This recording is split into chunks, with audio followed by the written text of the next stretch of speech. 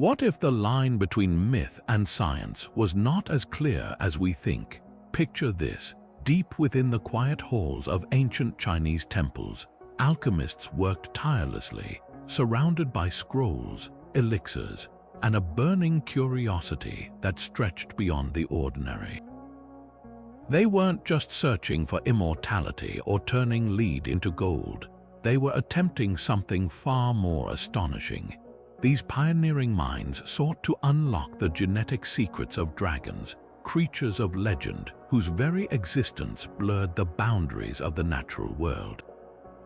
Imagine the ambition, the sheer audacity, to try and capture the essence of a being that soared through myth and cloud, to study its very makeup in an age long before microscopes or modern laboratories. This was not mere fantasy. It was a bold, almost unimaginable endeavor that may have been one of humanity's earliest brushes with genetic experimentation. We often think of ancient alchemy as a blend of mystery and superstition, but what if these early scholars were onto something profound? The idea of dragon DNA experiments might sound like something from a fantasy novel, yet when you look closely at the records and legends they left behind, a compelling pattern emerges. These weren't just storytellers, they were observers, experimenters, and seekers of truth, using the tools and knowledge they had to explore the deepest questions of life itself. Their work hints at a sophistication that challenges our modern assumptions about the past, suggesting that the pursuit of biological understanding has roots that run much deeper than we ever realized. It's a thought that ignites the imagination and invites us to reconsider what we know about history, science, and the timeless human drive to unravel the unknown. So join me as we step into this enigmatic world, where ancient texts whisper of incredible discoveries and where the line between legend and reality begins to blur. We're about to explore the tantalizing possibility that these early alchemists were conducting what we might today call dragon DNA experiments, endeavors that combined mystical insight with a form of proto-science that feels both awe-inspiring and eerily familiar. This journey will take us through forgotten laboratories, decoded manuscripts, and the echoes of a time when humanity dared to reach for the impossible. By the end, you might just see these ancient seekers in a whole new light, not as mere myth-makers, but as pioneers whose work still holds secrets waiting to be uncovered. To understand why an alchemist would dare to tamper with the very essence of such a being, we first need to appreciate the dragon's monumental status. This was not a monster to be slain, but a fundamental pillar of the entire cosmic order. In the Chinese worldview, the dragon, or long, was a celestial force of nature, a benevolent and divine entity that commanded the rains, rivers, and seas. It was the intermediary between heaven and earth, a symbol of ultimate power, wisdom, and auspicious blessing. Emperors wrapped themselves in the dragon's imagery, not merely as a decoration, but to proclaim their divine right to rule, their own bodies considered sacred vessels of the mandate of heaven. The dragon was harmony itself, the embodiment of the vital energy that flows through all living things and maintains the balance of the universe. This profound reverence is what makes the alchemists' experiments so utterly fascinating and paradoxical. They weren't grave robbers defiling a corpse, they were scientists and mystics attempting to commune with and capture the very source of creation. Think of it as the ultimate scientific pursuit. If the dragon represents the perfect balance of cosmic forces, the ultimate synergy of water, earth, wood, metal, and fire, then understanding its biological blueprint would be akin to discovering the key to life itself.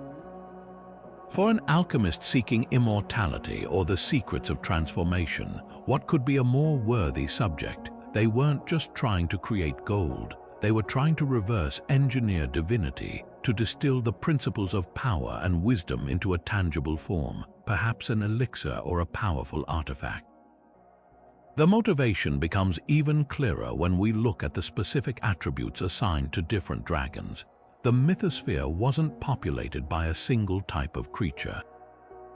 There were dragons for every purpose and element. The celestial dragon guarded the heavens, the spiritual dragon controlled the wind and rain, the earth dragon presided over rivers and waterways, and the treasure guardian dragon protected priceless jewels and metaphysical secrets. An alchemist seeking to influence the weather might have sought the essence of a spiritual dragon, while one attempting to create a philosopher's stone or an indestructible material would have been obsessed with the treasure guardian. This wasn't a vague fascination with a mythical beast. It was a targeted, almost clinical approach to harnessing specific, observed natural phenomena through the lens of the creature believed to govern them. Their goal was to harness that ultimate source of natural power, to bring the divine down to earth and make its power accessible, not through prayer but through experimentation. To grasp the sheer audacity of these dragon DNA inquiries, we must first immerse ourselves in the world of the practitioners themselves. Chinese alchemy, known as Weiden for its focus on external elixirs and Neiden for its internal meditative practices, was far more than a primitive precursor to chemistry. It was a complete philosophical system, a sophisticated attempt to decode the operating manual of the universe and harness its principles. The ultimate goal was transcendence, achieving physical immortality and spiritual perfection. Alchemists believed that just as one could transform base metals into noble gold through careful purification and combination, so too could the human body be refined and perfected into an eternal vessel. This pursuit of immortality wasn't a mere yearning for a longer life. It was a methodical science of transformation. Elixirs of life weren't simple potions but complex formulations designed to recalibrate the very essence of a person, to align their internal energy with the eternal, unchanging rhythms of the cosmos. To create these powerful substances, alchemists sought out the rarest and most potent materials imaginable. They experimented with cinnabar for its vibrant red hue and mercury content, jade for its perceived indestructibility, and gold for its incorruptibility. But the most sought-after ingredients were those believed to be saturated with chi or life force, a category that included legendary substances like the mushroom of immortality, the peaches of the gods, and critically, components derived from mythical creatures. This is where the dragon's path converges with the alchemist's quest. If an elixir required the most potent, life-affirming energy possible, what source could be more powerful than the quintessential symbol of vitality and cosmic power? The dragon was viewed not as a fantasy, but as a very real, albeit elusive, natural phenomenon, a concentration of primordial energy given form. Its very biology was thought to be a recipe of elemental perfection.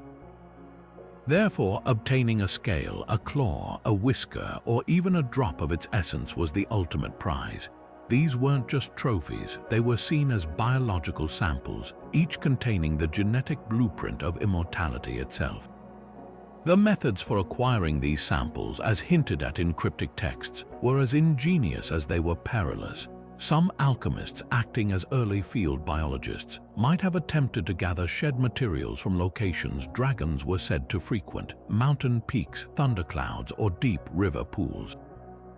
Others devised elaborate traps using resonant bells or magnetic lodestones, believing they could attract or contain such a powerful creature. The most daring, however, sought to not just find but to create.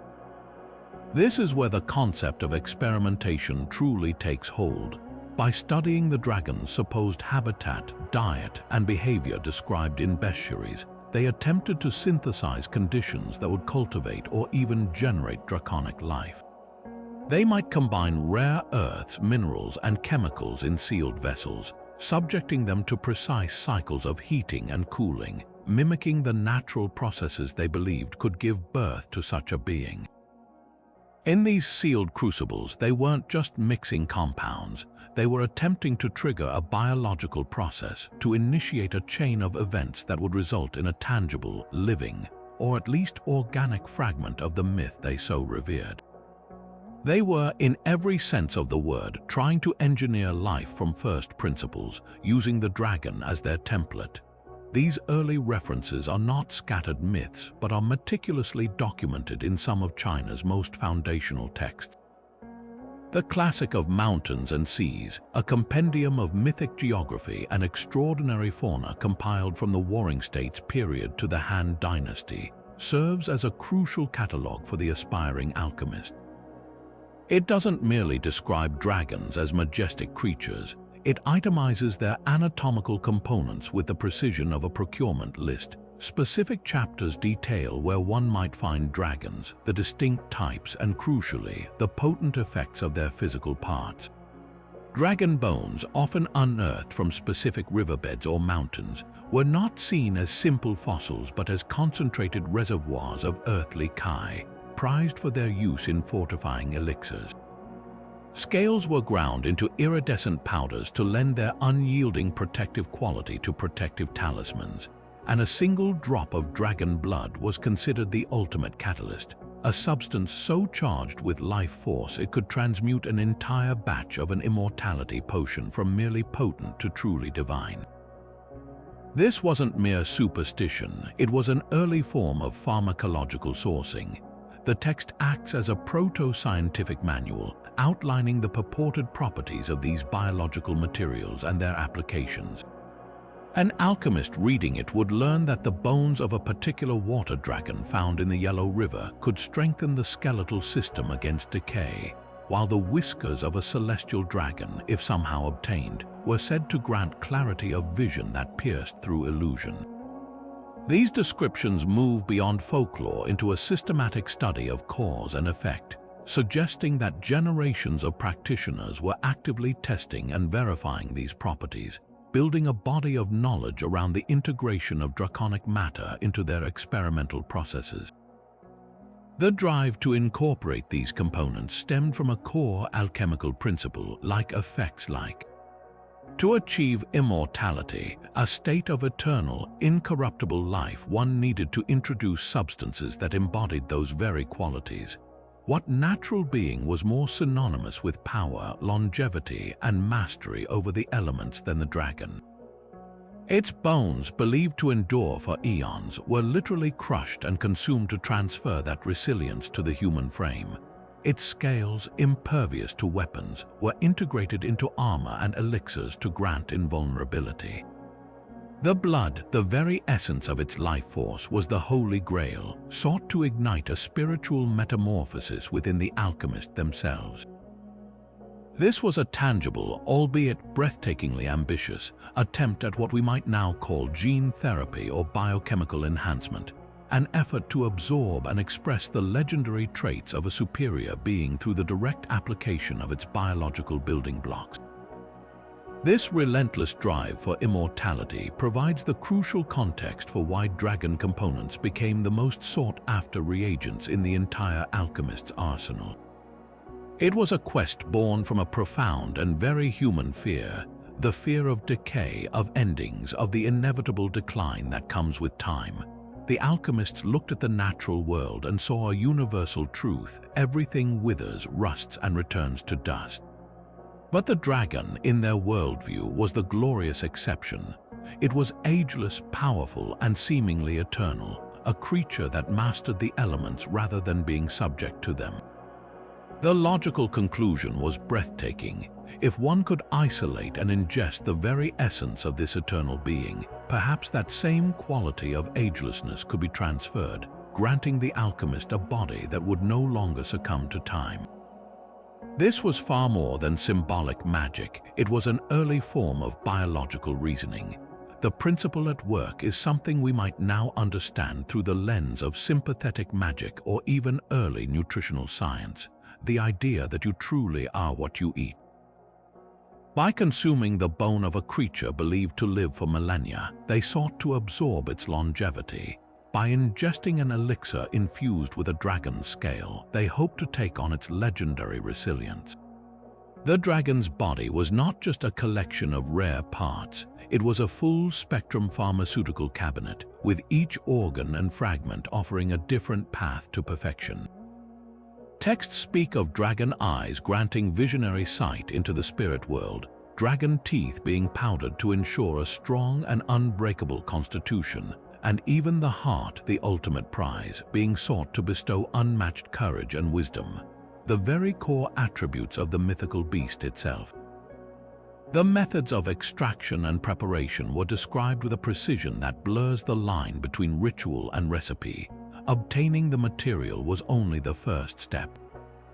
A dragon's scale, for instance, couldn't simply be swallowed.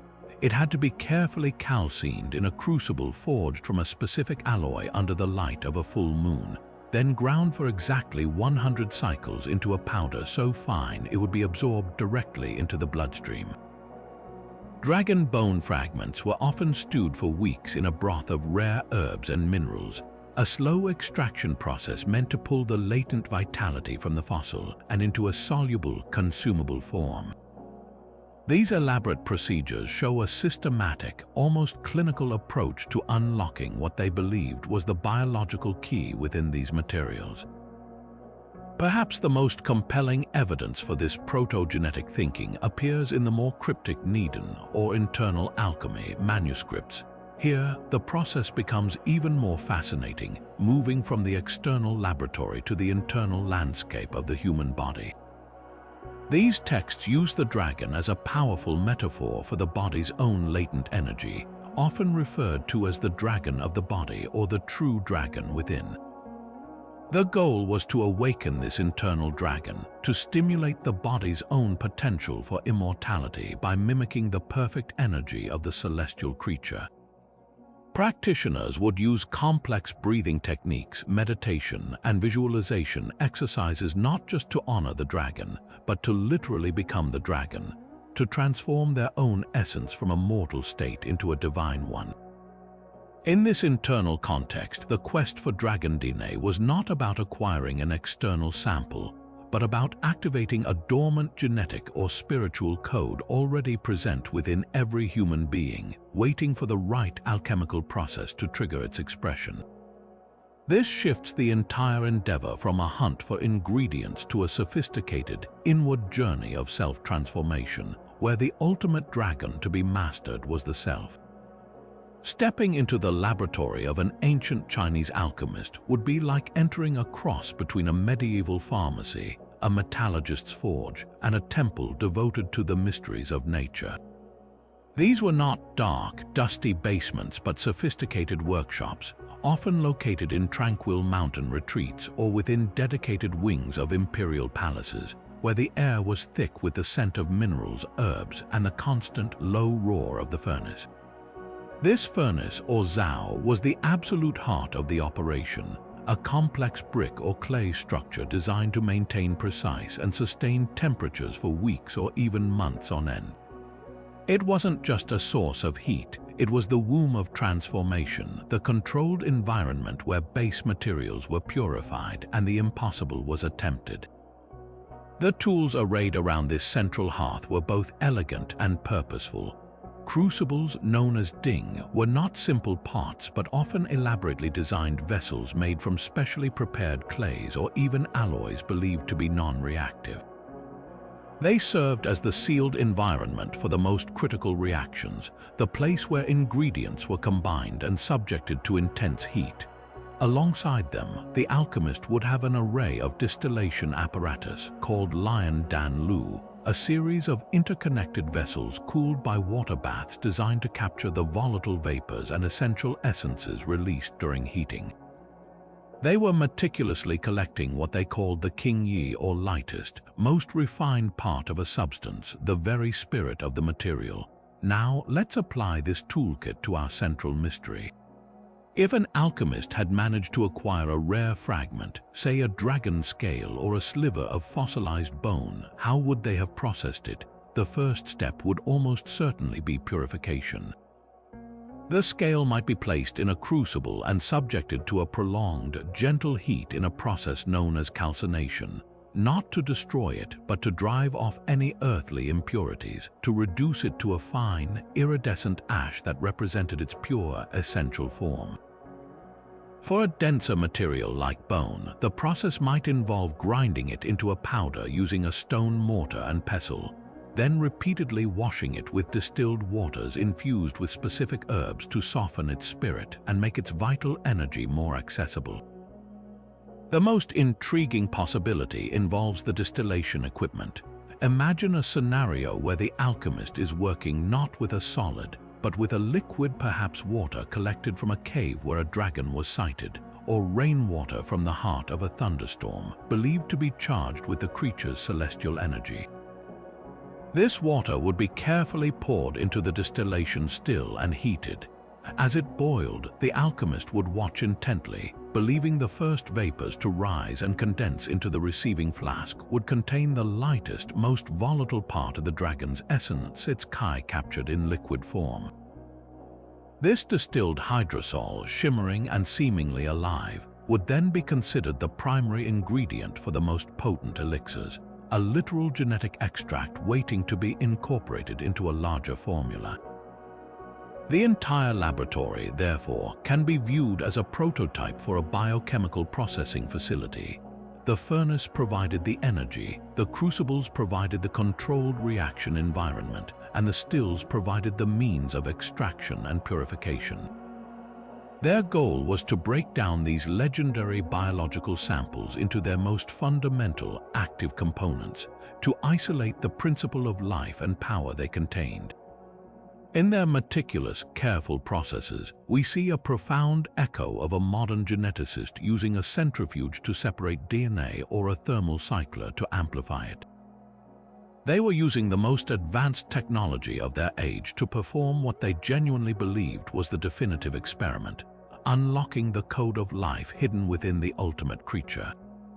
This practice of using dragon bones brings us to one of the most tangible and fascinating intersections between myth and material science.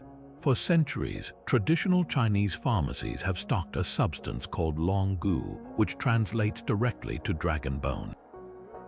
These were not fantastical items pulled from a legend. They were very real, heavy, often fossilized bones and skeletons unearthed from ancient riverbeds, erosion sites, and desert digs. To the rational modern eye, they are clearly the remains of prehistoric mammoths, stegodons, and other megafauna. But to the ancient alchemist or herbalist, they were something far more profound. They were tangible evidence that dragons had once walked the earth, and more importantly, they were believed to be the concentrated, mineralized essence of the creature's legendary power, just waiting to be unlocked. The interpretation of these fossils was literal and awe-inspiring.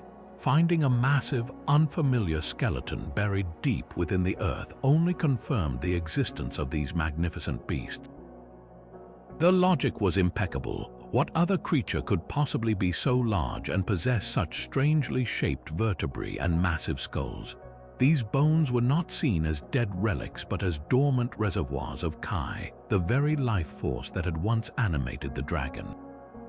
The fact that they had endured for what seemed like an eternity, resisting decay and petrifying into stone, only reinforced their association with immortality. If a part of this being could last for untold ages, then consuming it must transfer a measure of that timeless resilience to the person who ingested it. The experimentation with these bones was methodical and precise, moving far beyond simple superstition.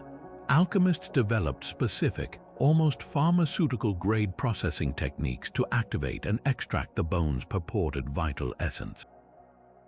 The most common method involved painstakingly grinding the hard fossil into an extremely fine powder. This wasn't a crude process. The fineness of the powder was critical, as it was believed to increase the bioavailability of the bone's energy, allowing it to be more easily absorbed into the human body. This powder was then the base ingredient for a vast array of medicines. It might be mixed into wines or teas, rolled into waxy pills with honey and other herbs, or even applied topically as a poultice to mend broken bones and strengthen ailing limbs. The applications in traditional medicine were extensive and targeted. Dragon bone powder was most famously prescribed as a powerful calming agent, used to treat anxiety, nightmares, and palpitations, the idea being that the eternal, unwavering stability of the dragon could settle a restless human spirit. It was also a key treatment for conditions like excessive sweating and nocturnal emissions, disorders seen as a loss of essential vitality that the dragon bone could help to seal and fortify. In a more direct parallel to their origin, these fossilized remains were central to orthopedic remedies given to heal fractures and strengthen the skeletal system. The principle of like cures like was in full effect. Consuming the indestructible bone of a dragon would make your own bones indestructible. From our modern perspective, we can see a startling, almost accidental wisdom in this practice. While the alchemists believed they were harnessing mystical dragon energy, they were actually administering a potent mineral supplement. Fossilized bones are incredibly rich in calcium and phosphorus, the very building blocks of our own bones and teeth. A patient suffering from a calcium deficiency or osteoporosis might have genuinely felt stronger after a course of dragon bone medicine, not because of magic, but because they were receiving a massive dose of essential minerals their body desperately needed. The calming effect could be attributed to the high calcium content as well, which is known to support nerve function. In their quest to distill the essence of a myth, these ancient experimenters stumbled upon a genuinely effective, if misunderstood, form of early biochemistry, proving that even a mistaken theory can sometimes lead to a beneficial result. To truly grasp the audacious nature of these pursuits, we must turn to the texts themselves, where the most compelling evidence for these proto-genetic experiments is carefully encoded. The most significant of these works is the Baopuzi, written by the renowned alchemist and scholar Ji Hong in the 4th century. This text is far more than a simple book of spells. It is a comprehensive manual of esoteric practices, a detailed guide to achieving immortality that blends philosophy, medicine, chemistry, and profound metaphysical speculation. Within its chapters, Ji Hong provides what might be the closest thing we have to a methodology for the work we've been exploring, but he does so through a veil of allegory and guarded language, a necessity to protect sacred knowledge from the uninitiated. One of the most telling passages discusses the creation of the divine elixir, a substance of such power it could grant eternal life. The instructions are not straightforward. He speaks of procuring the essence of the celestial serpent and combining it with the breath of the mountain and the tears of the deep. To the casual reader, this sounds like pure poetry, but to an alchemist trained in the symbolic lexicon, each phrase is a precise technical term. The celestial serpent is a well-known epithet for the dragon. Its essence likely refers to a physical biological sample, perhaps a scale, a fragment of bone, or a distilled liquid derived from one. The breath of the mountain could indicate a vapor released from heating specific minerals like sulfur or realgar, while tears of the deep might mean purified water collected from sacred springs or caverns. This allegorical language wasn't just for mystique, it served multiple critical purposes. It protected the alchemist from accusations of heresy or meddling with forces beyond their station. It also acted as a filter, ensuring that only those who had received proper oral instruction from a master could correctly interpret the recipes and avoid catastrophic mistakes. Most importantly, this code allowed them to describe biological processes for which they had no scientific vocabulary. When Ji Hong writes about coaxing the dormant spirit to awaken within the sealed vessel, he isn't describing a ghost. He is using the best language available to him to depict what he observed, a chemical or perhaps an organic reaction within his crucible where new properties emerged, a transformation he attributed to the activation of a latent life force within the materials. Other texts from the same era expand on this theme. The Zhaoyi Kantonki, or the Kinship of the Three, is another foundational alchemical work that frequently uses the imagery of the dragon and the tiger locked in a dynamic embrace within the alchemical furnace. This is often interpreted as a metaphor for balancing opposing energies like mercury and lead. However, a more literal reading, especially when combined with the practices described in the Baopuzi, suggests it could also be describing an attempt to synthetically create life by combining powerful, opposing biological agents. The tiger might represent a fierce terrestrial essence, while the dragon symbolizes the volatile celestial component. Their union in the sealed womb of the crucible was an attempt to trigger a Genesis event, to engineer a new form of life that embodied the qualities of both. The goal of decoding these texts isn't to prove ancient alchemists had a modern understanding of genetics. Instead, it reveals a sophisticated pattern of thought aimed squarely at the manipulation of life's fundamental principles. They observed the natural world, formed a hypothesis about the source of ultimate vitality, the dragon, and devised repeatable empirical experiments to test their theories and harness that power. They documented their methods in a language of metaphor that captured the miraculous nature of what they were attempting to do. Not just mix potions, but engage in the sacred act of creation itself, striving to unlock the biological secret to eternity that they believed was written in the very scales of the mythic dragon. To truly appreciate the intellectual leap these alchemists were making, we need to view their work not through a modern scientific lens, but through the profound spiritual and philosophical framework that guided their every action, Taoism. This wasn't a separate belief system from their science. It was the very language they used to describe the universe's operating principles. At the heart of this world, was the concept of Kai, the universal life force that flows through all things, animating the cosmos, the natural world, and every living creature.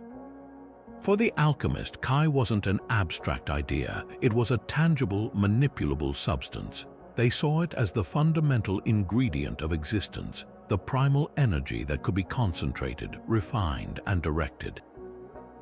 This belief that life's essence was a quantifiable, transferable force is perhaps the most critical philosophical precursor to their genetic inquiries. If you could extract the Kai from a powerful being, you could, in theory, install that same power into something else. This is a stunningly direct metaphor for the transfer of genetic information. The idea that the essential code of one organism could be isolated and used to alter another. Building on this, the principle of yin and yang provided a dynamic model for how these life forces interact and combine. Yin and yang represent the complementary opposites that define reality: dark and light, passive and active, earthly and celestial. Crucially, they are not static. They are in a constant, flowing dance, each containing a seed of the other and forever seeking a harmonious balance. For an alchemist attempting to create or alter life, this was their fundamental blueprint. The dragon itself was often seen as the ultimate expression of this balance, a creature that embodied both the watery, deep, hidden nature of yin and the fiery, celestial, commanding power of yang. Their experiments, therefore, were attempts to replicate this perfect equilibrium. When they combined materials in their crucibles, they weren't just mixing chemicals, they were orchestrating a marriage of yin and yang energies. They might combine a heavy, earthly mineral yin with a volatile, mercurial substance yang in precise proportions, seeking to trigger a reaction that would generate a new, stable form of life imbued with this ideal harmony. This mirrors the modern genetic concept of combining DNA from different sources to create a new, stable organism with desired traits. The system of the 5 elements, wood, fire, earth, metal, and water, added yet another layer of sophisticated complexity to their experimental language. This wasn't a simple list of materials. It was a comprehensive map of relationships, transformations, and cycles that described how all matter and energy interact. Each element generated another and controlled yet another in an endless, interlocking cycle.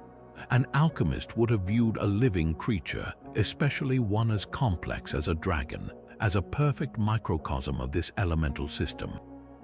Its scales might correspond to metal for their protective quality, its breath to fire, its aquatic nature to water, its connection to the earth to the mineral-rich earth element, and its growth and vitality to wood. To understand or recreate such a being, they would need to map its essence onto this elemental grid. This framework gave them a symbolic vocabulary for deconstructing and then reconstructing life. If a text stated that a dragon's heart was governed by the fire element, an alchemist wouldn't take that as a mere poetic flourish. They would seek out substances associated with fire, perhaps cinnabar for its red hue, or certain herbs that generated intense inner heat, to use in their experiments aiming to replicate that fiery essence.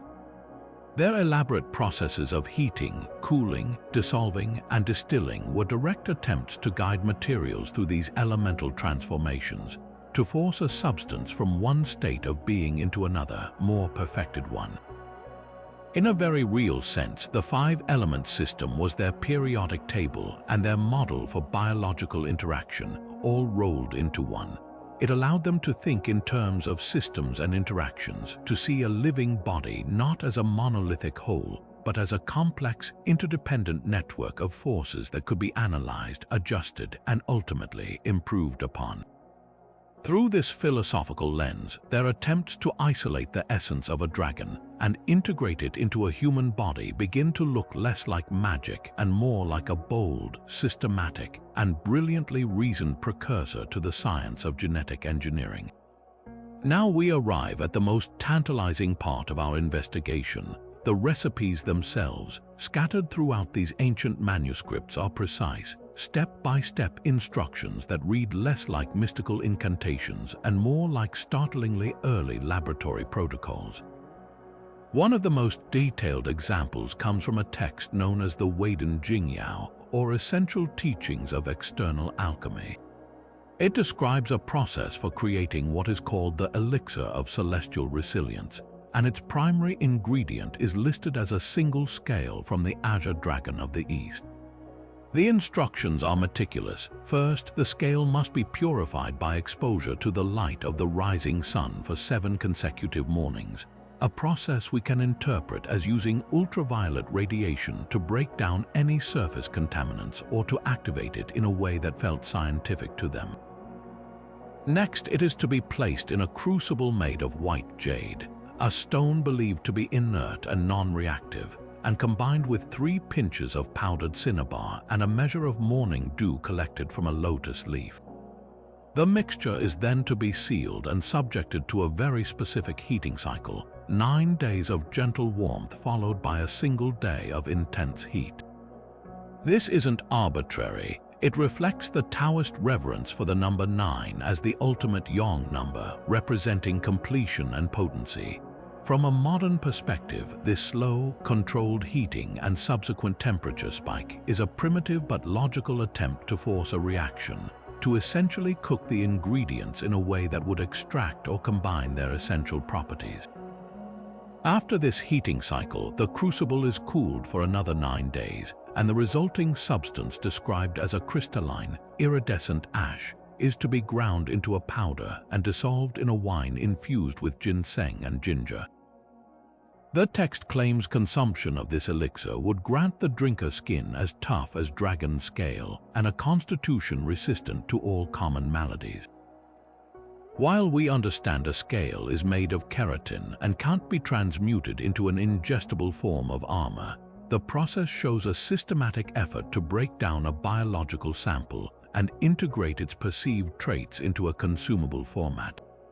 Another remarkable recipe found in a lesser-known appendix to the Baopuzi is even more provocative. It details a method for creating a homunculus of draconic aspect, a procedure that borders on early genetic engineering. The text instructs the alchemist to take 3 drops of blood from a water dragon's heart and seal it within a vessel made of magnetic iron ore along with the essence of quicksilver, mercury, and the pulverized bone of a great eagle. This vessel is then buried at the confluence of 2 rivers for 1 full cycle of the seasons. The description of the expected result is astonishing. A serpentine form, brimming with vital energy, shall coalesce within the vessel. This sounds like pure fantasy, but let's break down the components symbolically. The dragon's blood is the core genetic sample. Mercury was revered for its transformative, liquid metal properties, seen as a carrier of essence. The eagle bone could represent a source of avian DNA, perhaps to grant the conceived entity the power of flight. Burying it at a river confluence creates a stable, humid, temperature-controlled environment, not unlike an incubator. The entire process reads like an ancient attempt at a cloning or chimera creation experiment, using symbolic ingredients to represent a fusion of genetic material from different species, placed in a controlled environment to facilitate the growth of a new life form. Perhaps the most convincing evidence for this proto-biotechnological interpretation lies in the repeated use of specific processes across multiple recipes. The act of calcination, heating a substance to a high temperature without melting it to produce a powder, is described constantly for processing dragon bones and scales. This is a legitimate chemical process used to drive off volatile components and leave behind a purified ash.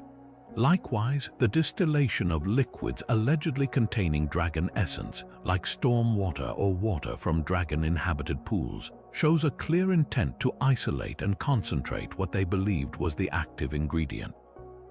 They weren't just throwing things into a pot, they were employing a refined toolkit of chemical and physical methods to extract, purify, and recombine biological materials. Their goal was unambiguous: to isolate the physical principle of the dragon's power, what we would call its genetic code, and through a carefully designed series of reactions, replicate those legendary traits in a form that could be used to rewrite the very definition of human potential.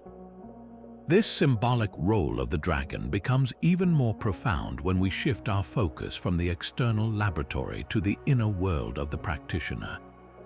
In the practice of Nidin, or internal alchemy, the dragon was not an external creature to be captured, but a powerful metaphor for the latent energies and potential lying dormant within the human body itself.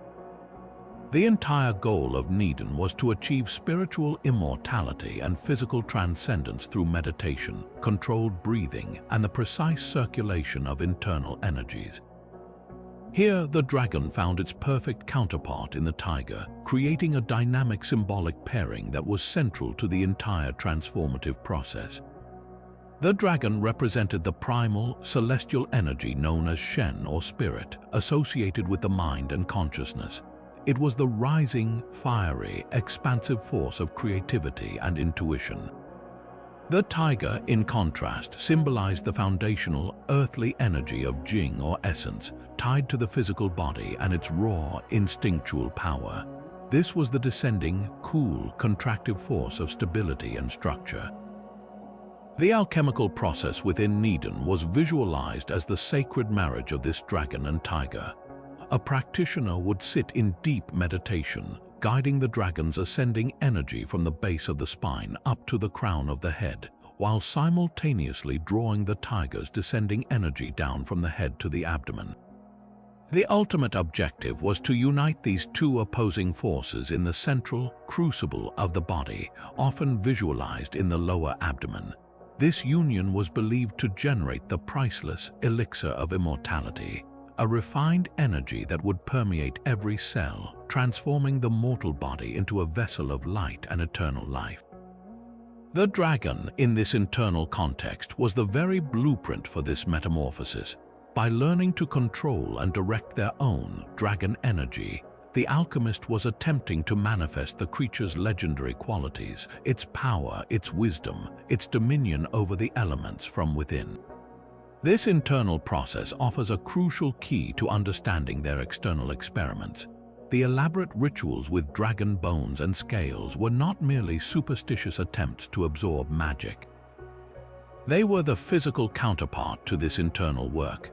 The alchemists operated on a principle of resonance and correspondence. By introducing the physical essence of the dragon into the body, they believed they could directly stimulate and awaken that same internal dragon force they cultivated in meditation. Consuming a powdered dragon bone was a tangible method of seeding the body with the archetype of indestructibility, providing a physical anchor for the spiritual transformation they sought. It was a form of symbolic triggering where the external ingredient acted as a key to unlock a specific internal potential that was already present, guiding the body's own energy toward a predetermined, draconic ideal of perfection. This symbolism extended into the very stages of the alchemical work, which were often described using the metaphor of a dragon's life cycle. The initial stage of purification, where base materials were cleansed of impurities, was likened to a dragon shedding its old skin or scales. The central stage of combination and reaction, where opposites were fused in the sealed vessel, was described as the dragon and tiger mating or battling within the furnace. The final, glorious stage of revelation, where the perfected elixir was produced, was symbolized by the birth of a new dragon from the crucible, a pure, powerful, and perfected form of life. Every step of their experimental protocol was therefore a symbolic reenactment of a natural, mythical process of creation and transformation. They weren't just following a recipe, they were performing a sacred drama, using their instruments and ingredients to physically manifest a profound spiritual truth. Their laboratory became a stage where the myth of the dragon was ritually performed, with the ultimate hope that the performance would become reality, and the alchemists themselves would emerge from the process not as a mere human, but as a living embodiment of the dragon's timeless power. Among these pioneers, few names shine as brightly as Wai Boyang, a figure often hailed as the father of Chinese alchemy. Living during the 2nd century, Wai Boyang is credited with authoring the Canton Kai, one of the most influential and cryptic alchemical texts ever written. The legends surrounding him are as fascinating as his work, suggesting his experiments with dragon materials were not merely theoretical. One persistent tale describes how Wai Boyang sought to create the ultimate elixir of immortality. According to the story, he obtained a single, luminous scale from a celestial dragon and, following a complex procedure detailed in his own writings, incorporated it into a potent mixture. After ingesting the finished elixir himself, he and his disciples are said to have ascended to heaven in broad daylight, achieving physical immortality in a glorious burst of light and transformation. While this account is firmly in the realm of myth, it underscores the profound belief in the transformative power of draconic essence and immortalizes Wai Boyang as the archetypal alchemist who dared to bridge the gap between humanity and the divine through experimental means. Another towering figure from the Han Dynasty, Prince Liu An of Huainan, also features prominently in these enigmatic tales. More than just a royal patron, Liu An was a passionate scholar and a practicing alchemist who assembled a court of brilliant minds to explore the secrets of the universe. His compilation, the Huainanzi, is a vast encyclopedia of natural philosophy, and while it doesn't explicitly detail dragon experiments, it lays the entire cosmological groundwork for them. The legends, however, are far more direct. They tell of Liu An's ambitious project to create an elixir using a rare ingredient, a fossilized dragon bone retrieved from a sacred mountain. His team of alchemists reportedly ground the bone into an ultra-fine powder and combined it with cinnabar, jade dust, and the morning dew from 1,000 flowers. The most famous story claims that upon completing this monumental task, Liu An did not just drink the elixir. He and his entire household, including their pets, ascended to immortality, leaving behind only the empty vessels that had contained the miraculous draught. This fantastical ending, while clearly metaphorical, serves to highlight his immense contribution to systematizing the knowledge that made such experiments conceivable. Separating the historical facts from the myths surrounding these men is a delicate task, but it reveals the true nature of their contributions. Wai Boyang was almost certainly a real historical person, and the Canton Kai is a genuine foundational text. Its purpose was to encode alchemical principles in a language of symbolism, using imagery like the dragon and tiger to describe the interaction of metaphysical forces. He likely did experiment with materials symbolized by the dragon, such as mercury and lead, seeking to understand their transformative properties. Liu An was undoubtedly a real prince and scholar, and his court was a renowned center for philosophical and proto-scientific inquiry. The dragon bones his legends speak of were almost certainly the large fossils we now know belong to prehistoric mammals, which were collected and studied as tangible curiosities that challenged understanding of the natural world. Their true legacy isn't in literal dragon magic, but in their methodical approach.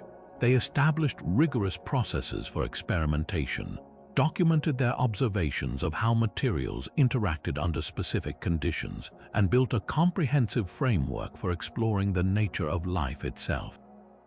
They moved beyond superstition into a realm of systematic inquiry, using the dragon as the ultimate symbol for the powerful, life-altering forces they sought to understand and harness. While the ancient texts provide a compelling narrative, the ultimate question remains: is there any physical proof? Can we find tangible evidence in the archaeological record that supports the idea of these daring experiments? The answer, fascinatingly, might be yes. Across China, excavations of ancient tombs and alchemical workshops have unearthed artifacts that seem to speak directly to these practices, turning speculative theory into something much more concrete. Perhaps the most evocative discoveries are the intricately decorated bronze vessels and jade ceremonial objects from the Shang and Zhou dynasties. These aren't just abstract artistic representations. Many feature highly specific and repetitive imagery of dragons alongside human figures in what appears to be a ritualistic context. On a famous jade Kong from the Liangzhu culture, we see a precise, almost diagrammatic carving of a human face nestled within the swirling, serpentine body of a dragon. This isn't merely decorative.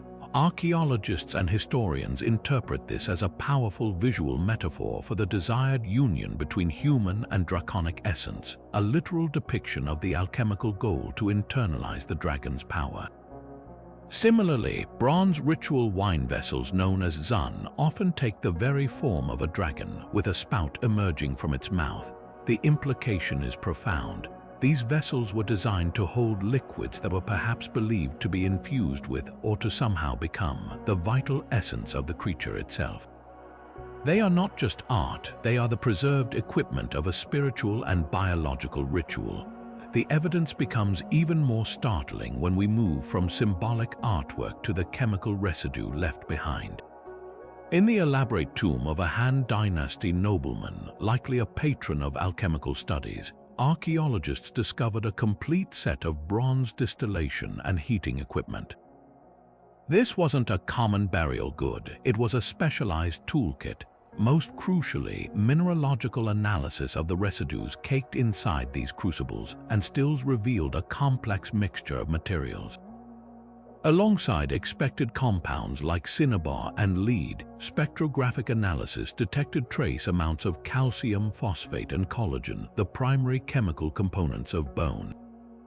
This finding is monumental. It provides direct physical evidence that these alchemists were indeed processing bone material in their sealed vessels, just as the texts describe. While we cannot say conclusively that it was dragon bone, the presence of bone residue in a clearly alchemical context confirms the literal interpretation of those ancient recipes. They were grinding and heating real biological samples in their pursuit of transformation. Further supporting this, other tomb excavations have yielded what can only be described as ingredient caches. Small, sealed jade boxes have been found containing powders that, upon analysis, were confirmed to be finely ground fossilized bone, often from large, unidentified mammals. These boxes were frequently stored alongside other alchemical reagents like mercury and rare minerals, placed near the deceased as if they were the most precious provisions for the journey into the afterlife. This contextual placement is critical. It shows these powdered bones were not considered simple medicine or folklore. They were valued as powerful, esoteric substances, the keys to a higher state of being. The care taken in their preparation and storage, ground to an incredible fineness and kept in impermeable jade, mirrors the meticulous instructions in the texts and points to a belief in their potent, almost dangerous transformative power. Perhaps one of the most compelling recent finds comes from a Tang Dynasty alchemical site near an ancient Taoist temple. Here, archaeologists uncovered a workshop complete with furnaces and a surprising number of clay molds. These molds weren't for casting metal, they were for creating small, pill-shaped objects. Analysis of the residue in these molds again revealed a complex biochemical signature: plant alkaloids, mercury sulfides, and once again, microscopic fragments of bone collagen. This discovery ties the entire process together, from the procurement of the biological material to its processing in the crucible to its final formation into an ingestible pill. It transforms the mythical elixir of immortality from a concept into a tangible, manufactured product that these ancient scientists were producing in batches. Each of these little pills was a physical testament to their belief that the boundary between species could be crossed, that the legendary power of the dragon could be bottled, swallowed, and absorbed. While we now understand the tragic toxicity of many of these concoctions, the archaeological record stands as undeniable proof of their ambitious, systematic, and very real attempts to turn myth into biological reality. These ancient pursuits force us to confront a modern bias, the idea that myth and science are opposites, forever separated by a clear line of rational thought. But for the Chinese alchemist, this line simply did not exist. Their world was a unified whole, where the behavior of mercury in a crucible was governed by the same cosmic principles that guided a dragon through the storm clouds. To ask how much of their work was science and how much was mythology is to misunderstand their entire framework. They were not applying scientific thinking to mythical concepts. They were using a single, integrated system of knowledge to explore every facet of reality, both seen and unseen. Their advanced understanding of chemistry, medicine, and biology wasn't separate from the dragon lore. It was the very language they used to give that lore a tangible, experimental form. Consider their undeniable scientific achievements. Ancient Chinese chemists were masterful material scientists, pioneering the purification of metals, the creation of alloys like bronze, and the early production of gunpowder. Their pharmacological knowledge was vast, with texts like the Shenong Bencao Jing cataloging hundreds of herbs and minerals with specific medicinal properties, a system built on centuries of empirical observation and trial and error. In medicine, they developed a sophisticated understanding of human anatomy, circulation, and the nervous system that was remarkably advanced for its time. This was not a culture mired in ignorance. It was a civilization capable of precise, methodical, and observant study of the natural world. The critical point is that this rigorous empirical mindset was applied to everything, including the existence and properties of creatures like the dragon. A massive, unfamiliar fossil was not dismissed as a rock. It was examined, categorized, and tested because it was a physical piece of data in their investigation of the world's wonders. This is where the two streams of thought merge into a powerful river of inquiry. The dragon was not a break from their scientific practice, it was the ultimate subject of it. The mythical descriptions of a dragon's attributes provided a detailed hypothesis. A creature of immense power, longevity, and control over water and weather. The alchemists then used their scientific toolkit to test this hypothesis. Could they replicate the dragon's indestructibility by processing its fossilized bones into a powder that strengthened human bones? Their medical results, driven by the calcium and phosphorus in those fossils, would have seemed to confirm the theory. Could they capture its control over rain by distilling the essence from storm water or water from its mythical habitats? The process of distillation itself, a legitimate chemical technique, was their method of investigation.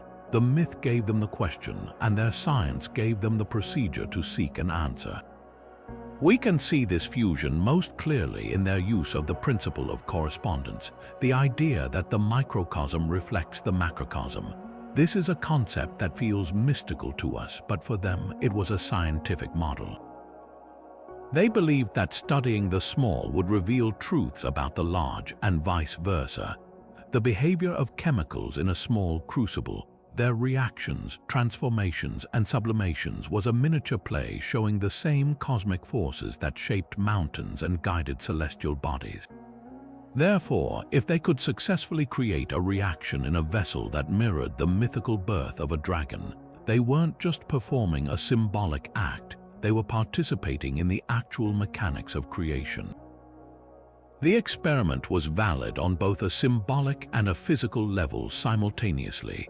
Their advanced chemical knowledge provided the means, and the dragon myth provided the ultimate goal, a perfect, tangible model of cosmic harmony they could strive to understand and ultimately embody.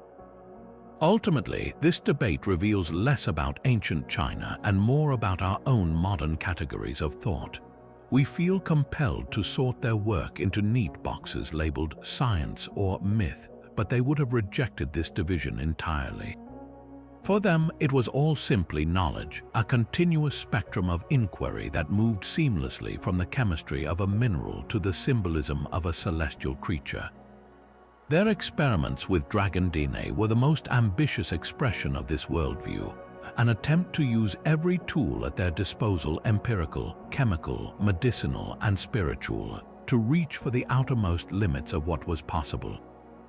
They may not have found the genetic code of a dragon, but in their daring effort to look for it, they demonstrated a profound truth about the human spirit, our relentless drive to explore the unknown, using whatever framework of understanding we have, in the eternal hope of unlocking the deepest secrets of life itself.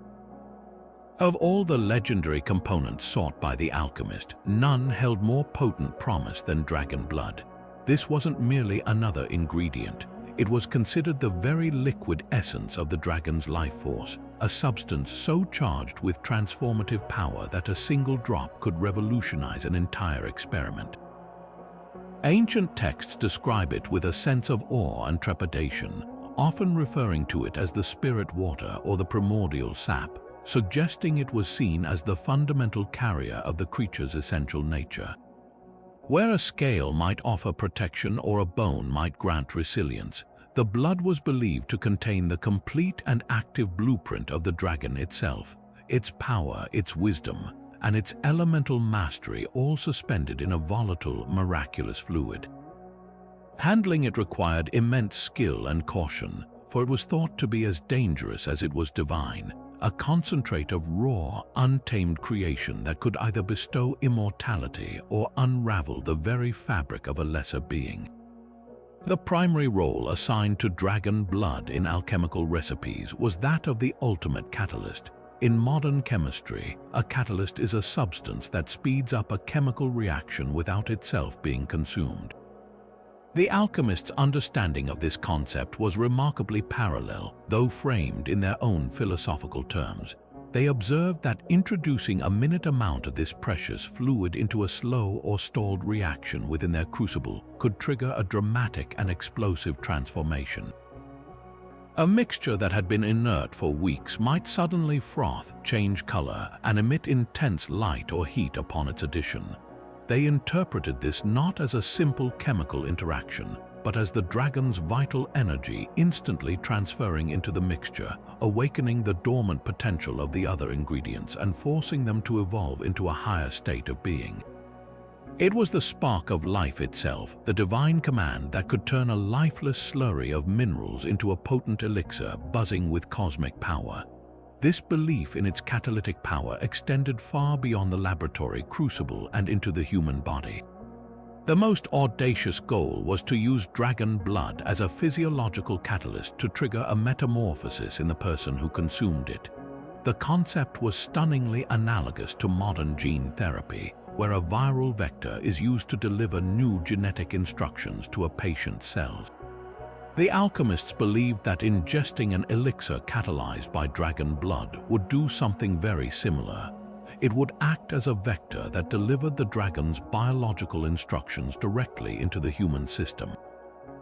This wasn't about slowly absorbing traits over time. It was about a rapid, foundational rewrite.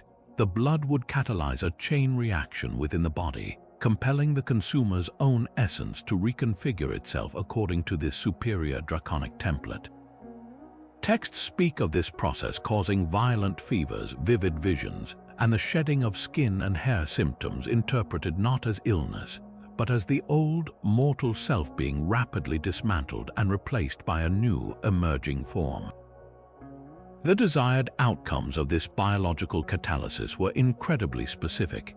It wasn't just a vague hope for longer life. Some recipes claimed it could catalyze the opening of the celestial eye, granting the recipient profound clairvoyance and the ability to perceive the flow of Kai energy in the world around them, a trait attributed to the dragon's legendary wisdom. Others suggested it could catalyze a change in the very density of the body, making the bones unbreakable and the skin impervious to weapons, mirroring the dragon's famed invulnerability.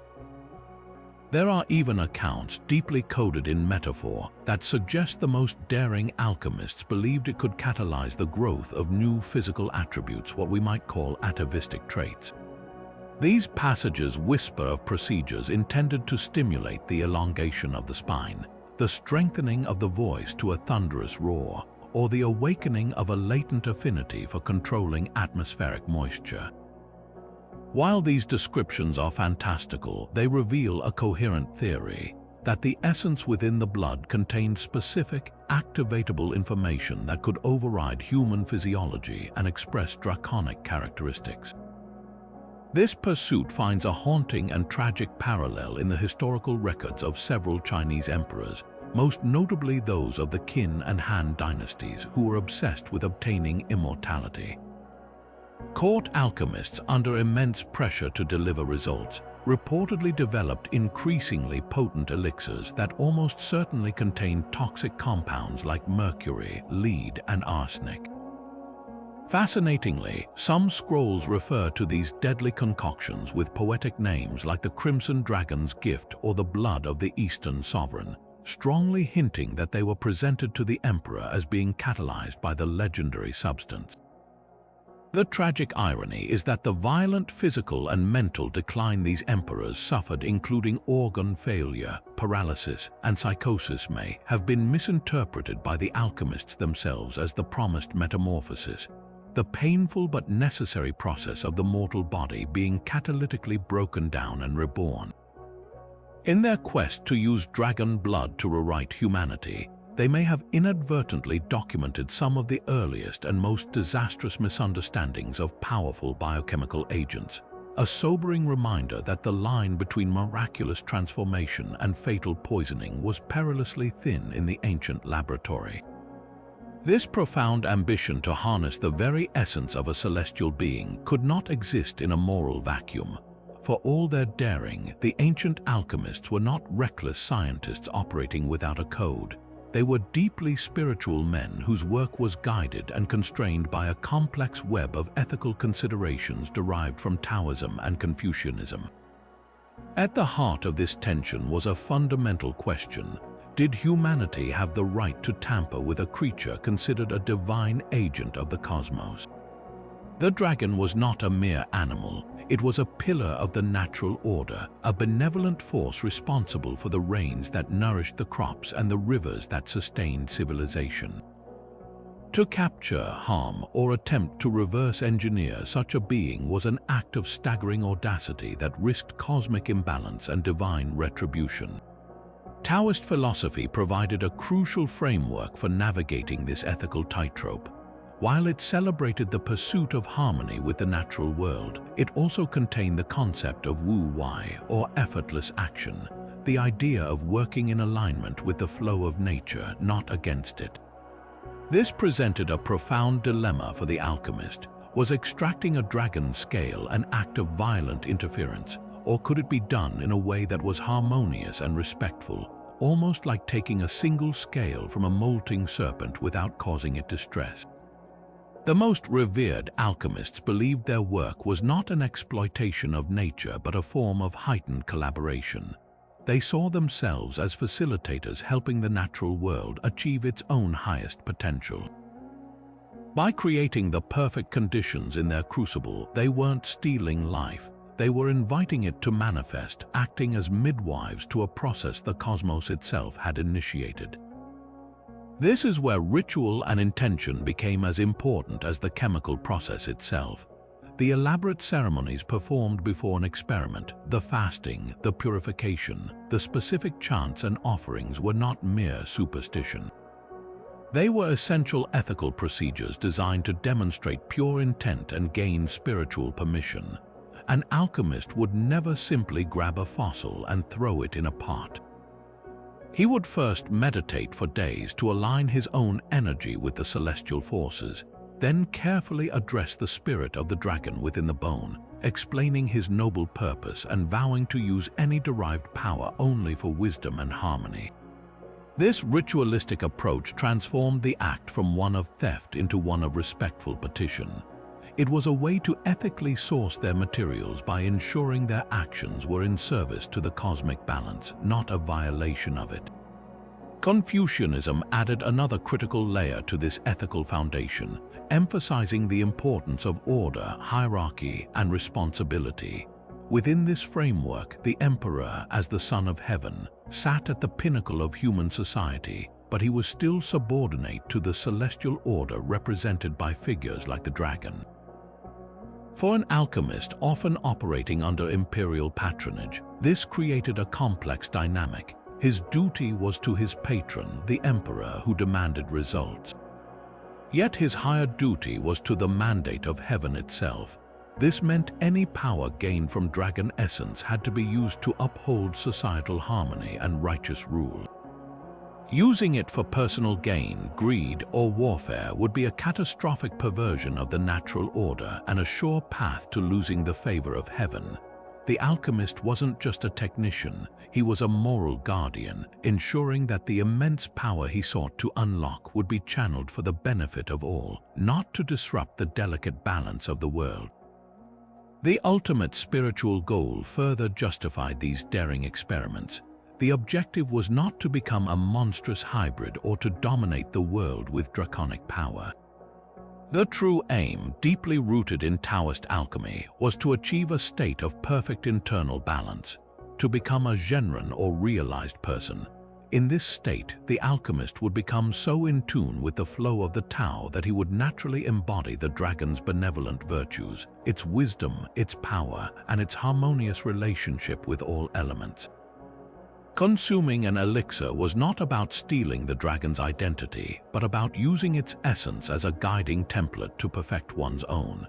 It was a spiritual catalyst intended to accelerate the practitioner's own moral and energetic evolution, helping him to become a more complete and harmonious being within the great web of existence. The alchemist sought to earn the dragon's traits through spiritual refinement, not simply to loot them from a sacred creature. While the Chinese alchemists were seeking to harness the essence of the dragon, their counterparts in medieval Europe were engaged in a parallel yet distinctly different quest for mastery over life itself. The most direct European parallel to the dragon bone experiments is the legendary pursuit of the homunculus, a miniature, fully formed human supposedly created through alchemical means. Recipes for such a being, most famously attributed to the Swiss alchemist Paracelsus, involved elaborate processes like fermenting human sperm in a sealed vessel with various alchemical reagents, then magnetically incubating it in horse manure for 40 days. On the surface, this shares a striking resemblance with the Chinese attempts to cultivate life in a sealed crucible. Both traditions envisioned their sealed vessels as artificial wombs, and both sought to create or alter life through a combination of specific biological materials and carefully controlled environmental conditions. They were, in essence, early and audacious attempts at what we would now call synthetic biology or in vitro fertilization. However, the philosophical goals behind these endeavors reveal a profound cultural divergence. The European homunculus was often conceived as a servant, a familiar, or a source of secret knowledge, a being created to serve the will and curiosity of its human maker. This reflects a more anthropocentric worldview where humanity sought to dominate and command nature. The Chinese aim was never to create a servant. Their pursuit was one of harmonious integration and self-transformation. They did not wish to command the dragon, but to commune with it, to absorb its virtues and literally become a more perfected, dragon-like embodiment of cosmic balance. The European approach was often about control. The Chinese approach was about achieving unity. One tradition sought to create a separate, subservient life form, while the other sought to use the essence of a superior life form to erase the boundary between human and divine. This fundamental difference in objective is further illustrated by comparing the ultimate symbols of each tradition, the European philosopher's stone and the Chinese elixir of immortality. Both were seen as the pinnacle of alchemical achievement, capable of granting eternal life and transmuting base metals into gold. But once again, the context and application of this power diverge significantly. The philosopher's stone, much like the homunculus, was often portrayed as an object to be possessed, a powerful tool that conferred dominance over the physical world. Its possessor could create limitless wealth and overcome death itself, ultimately standing above the natural order as its master. The Chinese elixir of immortality, particularly those formulated with dragon essence, was not a tool for dominance but a catalyst for spiritual alignment. Its power was not used to command the elements but to harmonize the individual's internal energy with the eternal, benevolent flow of the Tao. Consuming the elixir was the final step in a long process of moral and energetic refinement, a way to achieve a state of being that was in perfect sync with the dragon's role as a celestial regulator of rain and rivers. The goal was not to rule the world but to join the intricate and balanced dance of the cosmos. One symbol represents the conquest of nature, the other represents a sacred merger with it. These parallel paths also extend into the realm of myth and its relationship to biology. Western mythology is filled with stories of hybrid creatures, but they are most often the result of external imposition or divine punishment. Think of the Minotaur, born from a curse, or the chimeric monsters slain by heroes like Hercules.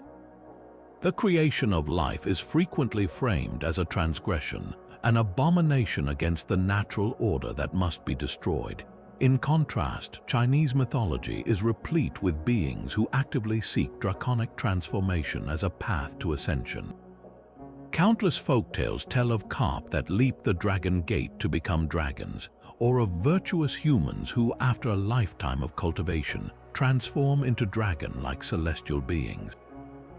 This reflects a cultural openness to the idea of transcending one's biological form through spiritual effort and alignment with natural forces, rather than a fear of hybridity. The Chinese alchemical experiments were the physical manifestation of this mythological narrative, a deliberate, systematic attempt to achieve through laboratory practice what the myths promised was possible through virtue and perseverance. Ultimately, these comparisons highlight that both traditions were asking the same fundamental question: can humanity unlock and direct the very code of life? But they were asking it from entirely different philosophical starting points. The European approach, influenced by Greco-Roman and later Judeo-Christian thought, often framed this quest as a struggle for knowledge and dominion. The Chinese approach, flowing from Taoist and Confucian principles, framed it as a journey toward harmony and integrative wisdom. One sought to build a better human by creating life from scratch. The other sought to build a better human by integrating the most revered blueprint nature had to offer. Both were brilliant, flawed, and breathtakingly ambitious chapters in humanity's long story of looking into the mirror of nature and daring to imagine something more. So where does this leave the modern scientist or historian looking back at these practices? The immediate reaction is to dismiss the idea of literal dragon DNA experiments as pure mythology, a fascinating but entirely unscientific endeavor. But this dismissal might be too simplistic, missing the deeper truth hidden within the allegory. While ancient alchemists certainly weren't sequencing genes in a laboratory, a strong argument can be made that they were engaged in a form of proto-genetic inquiry, operating with the best conceptual tools they had available. Their fundamental goal, to isolate and transfer specific biological traits from one organism to another, is the very cornerstone of modern genetics. They simply framed this process not in terms of nucleic acids, but in terms of concentrated life force or chi, carried within physical biological samples. When they consumed powdered dragon bone to gain its resilience, they were expressing a primitive understanding of heredity and trait acquisition, believing the essence of the donor's strength could be directly assimilated by the recipient. Historians of science like Nathan Sivin have reframed our understanding of these practices, suggesting we view them not as failed science, but as a different kind of rationalism altogether. Chinese alchemy was a coherent system built on direct observation and experimentation. They observed that certain materials, when processed in specific ways, produced reliable and repeatable results. A fossilized bone, when calcined and ingested, did seem to have a medicinal effect on bone strength. Water distilled from a storm did have different properties than well water. Their error wasn't in their methodology, but in their interpretation of the cause. They correctly identified a correlation between the bone and the healing, but they explained it through a mythological framework. The dragon wasn't a scientific fact to them, but it was the most powerful available symbol for the incredible natural forces they were witnessing and trying to control. In this light, their work appears less as superstition and more as a brave, systematic attempt to map the natural world using a symbolic language. From a modern genetic standpoint, the most compelling angle isn't the search for dragon DNA itself, but the alchemist's intuitive grasp of epigenetic principles. Epigenetics is the study of how environmental factors and behaviors can cause changes that affect the way your genes work, turning them on or off without altering the underlying DNA sequence. While they had no concept of genes, their entire practice was based on the belief that introducing external biochemical agents like mineral-rich bone powder or metallic compounds could fundamentally alter the physical expression and longevity of the human body. They were essentially attempting to trigger a massive epigenetic change, using their elixirs to switch on genetic pathways for longevity and resilience and switch off those for decay and mortality. Their chosen catalysts, like mercury, are now known to be highly biologically active and can cause severe epigenetic changes, though tragically, these were almost always harmful. Their hypothesis that the body's expression could be radically altered by ingested material was, in a very broad sense, correct, even if their methods and materials were dangerously flawed. The quest for the dragon's essence also finds a surprising parallel in modern biotechnology, particularly in the field of transgenics, the process of introducing genes from one organism into another.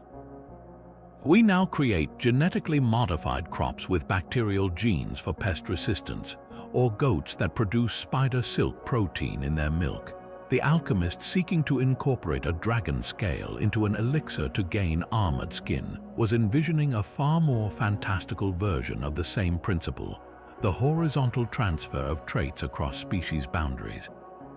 Their chosen method of delivery ingestion is even being explored in modern medical research, with studies on how certain RNAs and proteins in our food can influence our own gene expression.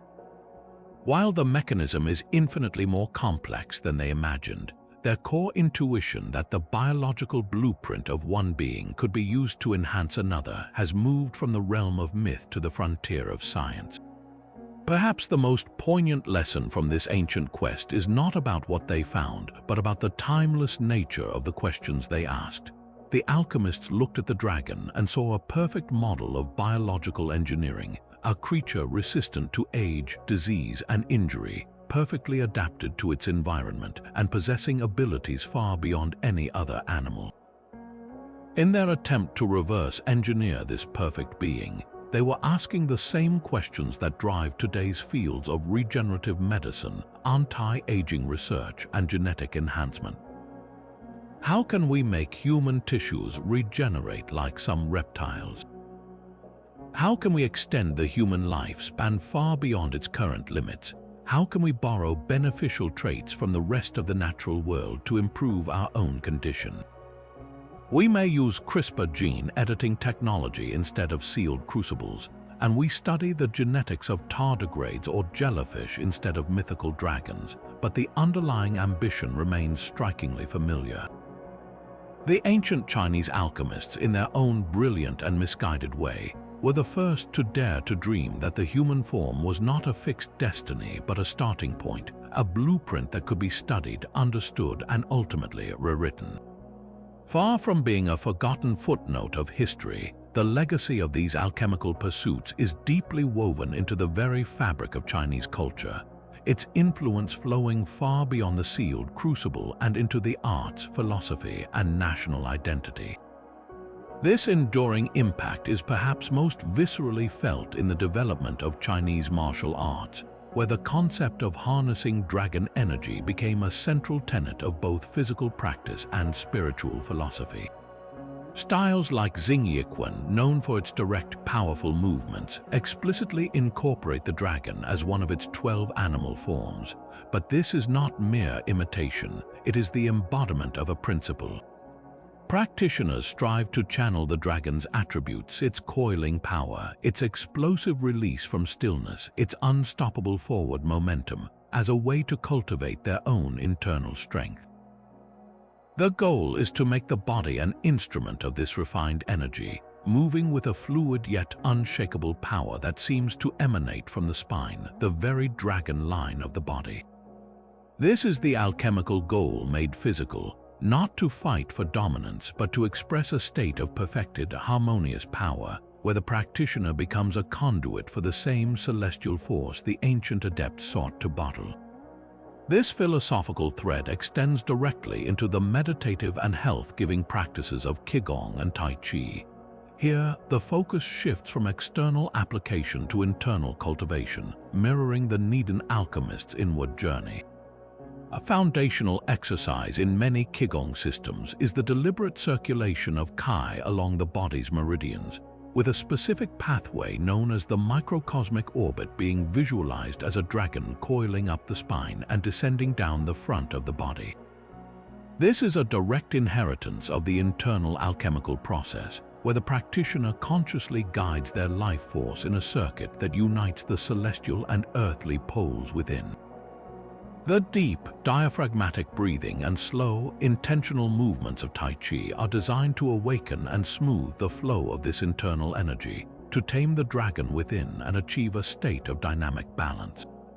The ultimate aim is the same as it was for the ancient seekers: to refine the self, to achieve resilience against illness and decay, and to cultivate a profound sense of peace and connection to the cosmos. In every graceful, flowing movement of a Tai Chi master, you can see the echo of an alchemist's dream: the human body, perfected and in harmony with the universal rhythm. The cultural reverence for dragons, intensified and given a scientific sheen by these ancient experiments, permeates Chinese life in ways both grand and subtle. This is not the destructive, treasure-hoarding beast of Western lore, but the benevolent long, a symbol of auspicious power, wisdom, and success. You see it in the architecture, with dragon motifs adorning imperial palaces and temple roofs, proclaiming divine protection and authority. You see it in the language, with idioms like Wang Zai Cheng Long, Chinese letter, Chinese letter, Chinese letter, Chinese letter, to hope one's son becomes a dragon, expressing the deepest parental aspiration for a child to achieve greatness and wisdom. This phrase is particularly revealing. It frames draconic transformation not as a fantasy, but as a metaphor for the highest possible human potential, a direct cultural echo of the alchemical pursuit of self-perfection. The dragon is not an external monster to be slain, but an internal ideal to be achieved. This deep-seated reverence reaches its most spectacular annual expression during the Lunar New Year with the vibrant dragon dance. This is far more than a simple performance. It is a community ritual rich with symbolic meaning. The long, undulating serpentine body of the dragon, manipulated by a team of dancers, represents the bringing of rain and good fortune for the coming year. The dance requires incredible coordination, each mover becoming a single vertebra in the spine of a greater whole, a living embodiment of collective harmony and strength. The dragon's path weaves through the streets, its movements believed to chase away evil spirits and usher in positive energy. In this powerful tradition, we see the culmination of the alchemical legacy. The dragon is no longer a distant myth or a substance in a jar, but a shared, living energy that the entire community can participate in and harness together. It is the myth made real through collective action and belief, a testament to how these ancient ideas achieved immortality not in a potion but in the heart of a culture. Even in contemporary China, this legacy endures with a remarkable vitality. The discovery of vast troves of dinosaur fossils in the 20th century, particularly in regions like Liaoning, did not diminish the dragon's mythic status. In a fascinating twist, it revitalized it. When paleontologists unearthed the remains of massive, fantastical creatures like the feathered Sinornithosaurus, the public imagination instantly made the connection. Here, it seemed, was the scientific evidence for the ancient legends. These were the dragon bones that the alchemists and herbalists had used for centuries, now understood through a modern lens, yet still carrying that ancient aura of power and mystery. This has created a unique cultural space where paleontology and mythology comfortably coexist, where a fossil can be both a scientific specimen and a tangible link to a deep spiritual past. The dragon remains a potent national symbol, a unifying emblem of Chinese civilization's ancient origins, its enduring strength, and its harmonious philosophy. It is a symbol that proudly declares that this is a culture that has always looked to the natural world not with fear, but with a sense of kinship and a daring ambition to understand its deepest secrets, forever seeking the dragon not just in the earth or the sky, but within the limitless potential of the human spirit itself. Among the most captivating and enduring legends is the story of the alchemist Lai Shaojun, a figure shrouded in the mists of the Han Dynasty. Court records and later folklore tell of his most celebrated achievement, the successful creation of a living chimera, a creature that was part serpent, part crane, and part tortoise. The accounts describe how he did not hunt for a dragon, but instead synthesized its essence by combining the vital organs of these three animals, each representing a core element of the dragon's symbolic power in a sealed golden cauldron. He subjected this biological mixture to the cyclical heating and cooling of a furnace powered by rare aromatic woods, a process said to last for 1 full year. The result was not a monster, but a beautiful, harmonious being that radiated a soft light and was completely docile. He presented this living marvel to the emperor as proof that the principles of life could be understood and reassembled, that the gap between mortal creatures and the celestial dragon could be bridged through meticulous experimentation. While the tale is fantastical, it encodes a profound truth about the alchemical mindset, their belief that life's core components could be isolated, recombined, and perfected to create new, more ideal forms of existence. It represents the ultimate ambition of their proto-genetic science.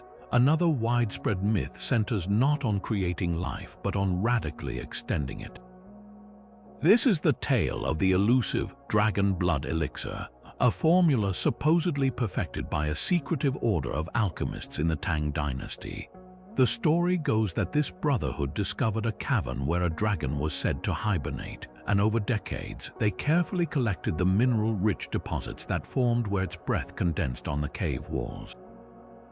They combined this substance with powdered meteoritic iron and the pollen of a cliff-dwelling orchid that only bloomed under the light of a specific constellation. The resulting elixir was said to grant not immortality, but a dramatic suspension of aging. Those who drank it would remain in their physical prime for centuries.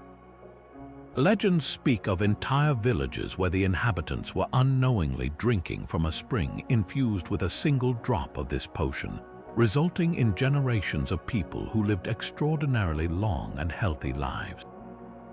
This myth likely stems from the very real, observable benefits of certain mineral waters and the genuine medicinal properties of many herbs. It transforms the practical knowledge of health and longevity into a grand narrative about capturing the dragon's legendary vitality, reflecting a deep and universal human desire to conquer our biological limits. Perhaps the most poignant type of story is the one of personal transformation, where the alchemist themselves becomes the subject of the ultimate experiment. A famous folk story from the Song dynasty tells of a woman alchemist named Fang, who dedicated her life to studying water dragons. After years of research, she developed an ointment made from distilled river water, specific luminous algae, and the shed skin of water snakes. She applied this meticulously to her own body while practicing intense breathing exercises beside a roaring waterfall. The legend claims that over time, her skin took on an iridescent, scale-like quality. She became able to hold her breath for impossible lengths of time, and she eventually vanished into the river, becoming a water dragon herself. This story is less about a potion and more about a process of gradual, intentional metamorphosis. It symbolizes the complete internalization of the alchemical goal. The practitioner doesn't just use an elixir, they become the elixir. Their entire being is reshaped through discipline, knowledge, and a profound connection to the natural world they sought to emulate, achieving a unity with the dragon that was spiritual and physical. When we analyze these stories not as historical facts but as cultural narratives, their hidden truths become brilliantly clear. They are powerful allegories for the human spirit itself. The quest to create a hybrid creature mirrors our own drive to innovate and create, to combine existing ideas into something new and revolutionary. The search for the lifespan-extending elixir is a direct metaphor for our eternal struggle against mortality, our yearning for more time to learn, love, and explore. And the tale of the alchemist becoming the dragon is the ultimate story of self-actualization, the belief that through dedication and wisdom, we can transcend our perceived limitations and evolve into our highest, most powerful selves. These myths were the ancient world's way of articulating the most ambitious questions we can ask. What are the limits of life? Can we redesign ourselves? And do we have the right to try? The dragons were merely the perfect vessel for these enormous ideas, a symbol of a perfection that humanity has always dreamed of not just witnessing, but one day attaining. At the core of this symbolic language lies one of the most potent and recurring images, the dragon and the tiger locked in an eternal, dynamic embrace. To the untrained eye, this might seem like a simple mythological battle, but for the alchemist, it was a precise diagram of a fundamental biochemical process. The tiger, with its fierce, earthly power, represented the corporeal, the tangible, the material body with all its raw, untamed potential and its anchor in the physical world. The dragon, in its celestial majesty, symbolized the volatile, the spiritual, the ethereal life force that animates all matter. Their interplay within the sealed vessel of the cauldron was not a fight to the death, but a sacred dance of opposites, a necessary fusion meant to generate a new, third state of being that transcended them both.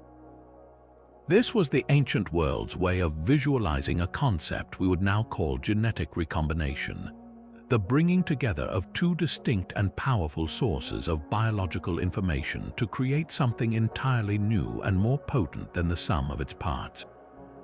This process found its stage in the most important piece of alchemical equipment, the cauldron or ding. This was far more than a simple cooking pot. It was a microcosm of the entire universe, a sealed, controlled environment where the impossible could be orchestrated. Within its confines, the chaotic forces of nature could be tamed and directed toward a specific, miraculous outcome. The cauldron represented the womb of creation itself, the isolated space where separate essences could be combined, heated, purified, and ultimately reborn into a higher form.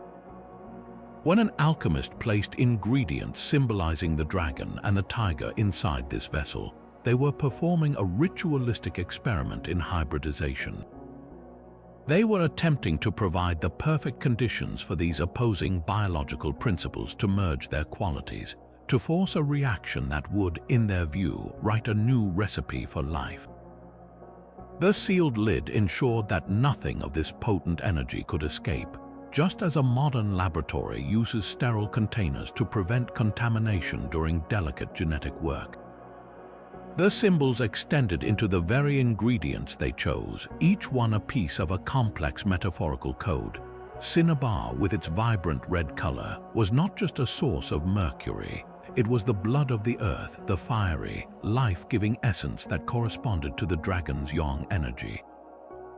Jade, prized for its unyielding durability and cool touch, represented the tiger's yin aspect, the structural integrity of bones and the physical form. When these were combined in the cauldron, the alchemists saw it as the literal mixing of draconian vitality with tiger-like strength. They were using mineral symbols to stand in for the biological traits they sought to combine. This practice suggests a sophisticated understanding of trait inheritance, albeit expressed through the language of elemental correspondence. They believed that by physically merging the symbols of certain attributes, they could coax those same attributes to manifest in the resulting elixir and subsequently in the person who consumed it. Perhaps the most profound symbolic process was that of dissolution and coagulation, repeatedly described in texts as solve et coagula. This was the cyclical process of breaking materials down to their most fundamental pure state and then recombining them into a new perfected whole. A dragon bone would be dissolved in acidic herbal brews or calcined into a fine ash. This was the solve, the breaking apart of its physical form to liberate its essential spirit or kai. This purified essence was then coagulated or combined with other agents, like a catalyst of mercury or a binding honey, to form a new solid pill. This entire cycle is a stunning metaphor for the core concepts of genetic analysis and synthesis. The dissolution phase represents the isolation of a specific trait or genetic code from the larger biological sample. The coagulation phase represents the introduction of that isolated code into a new carrier, a vector to be delivered and expressed. The alchemists were symbolically deconstructing the dragon's blueprint and then attempting to reassemble it within a human context. This symbolic framework allowed them to conceptualize and document processes for which they had no scientific vocabulary. They could not speak of genes or chromosomes, but they could speak with perfect clarity about the marriage of celestial and earthly energies within the hermetic vessel. They could not describe DNA sequencing, but they could describe the precise order of adding ingredients, the specific temperatures required, and the exact duration of heating needed to awaken the dormant spirit within the mixture. Their symbols were their laboratory shorthand, a complex and precise language that allowed them to record and transmit incredibly detailed experimental protocols. The dragon-tiger dichotomy, the sacred cauldron, and the cycle of dissolution and coagulation were not mere fantasy.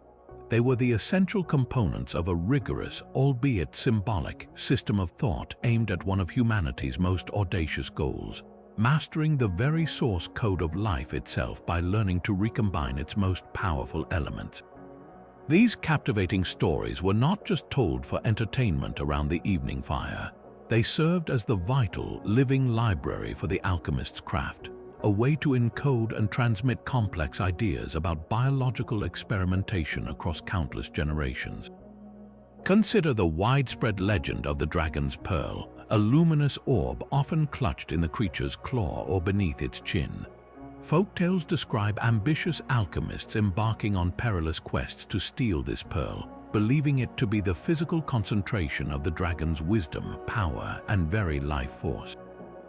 In one popular tale from Sichuan province, an alchemist succeeds in taking the pearl but is pursued by the enraged dragon. To escape, he swallows it and is immediately transformed, his body surging with strength, his mind expanding with ancient knowledge, and his lifespan stretching out before him. This narrative is a powerful allegory for the core aim of their work, the direct ingestion and assimilation of a superior biological essence. The pearl functions as a perfect metaphor for concentrated DNA, a single, potent object containing the entire genetic blueprint of a magnificent being. The act of swallowing it and undergoing a physical metamorphosis poetically captures the desired outcome of their elixirs, a radical rewrite of the recipient's own biological code. Other tales focus not on theft but on a form of respectful negotiation, reflecting the ethical complexities we explored earlier. A story from the coastal regions tells of a village plagued by a terrible drought. The local alchemist, rather than trying to force the rain, journeys to a cave said to house a water dragon. He does not bring weapons but offerings of rare herbs and precious stones. He sits in meditation for 3 days, and on the third night the dragon emerges. Through a series of bows and silent communication, a pact is made.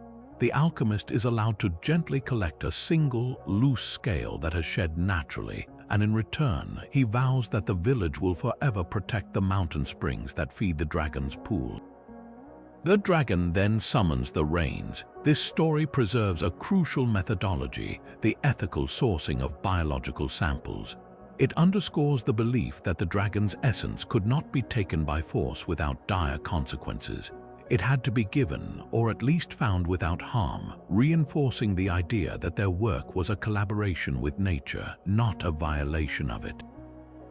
The scale itself is treated not as a trophy, but as a sacred reagent to be used in creating an elixir that would grant the village resilience against future droughts.